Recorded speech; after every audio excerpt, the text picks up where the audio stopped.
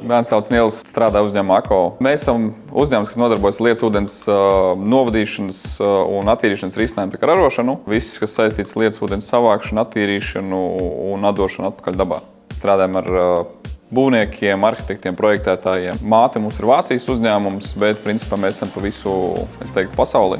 Jā, ar HSE marketingu mēs sadarbojamies jau, man liekas, gadus 7. Saskares punkts bija abets.lv un Building.lv, bet pēdējos gadus mēs esam paplašinājuši šo te piedāvāto risinājumu klāstu, un dotajā brīdī mēs sadarbojamies arī attiecīgi ar SyncMe sistēmu, instruments, kas atvieglo tev darbu, lai tevi redz plašāka sabiedrība, kas mūsu laikos ir, man liekas, viens no tādiem svarīgākajiem instrumentiem, un ar vienu klikšķi var arī uzģenerēt, piesaistot kaut kādus AI palīgus, postus, vēl kaut ko, un viss ir izmērāms, tiek regulāri sūtītas atskaites par to, kas ir izdarīts, kādi ir panākumi, sasniegumi, vai es ieteiktu HSE marketingu citiem uzņēmumiem.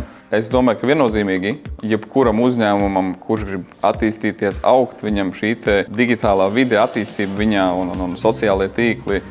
Un ja tu to vari darīt, piesaistot kaut kādus speciālistus, savu laiku tērēt mazāk, un tendēties vairāk varbūt uz savām tiešiem pienākumiem, tad tas ir forši.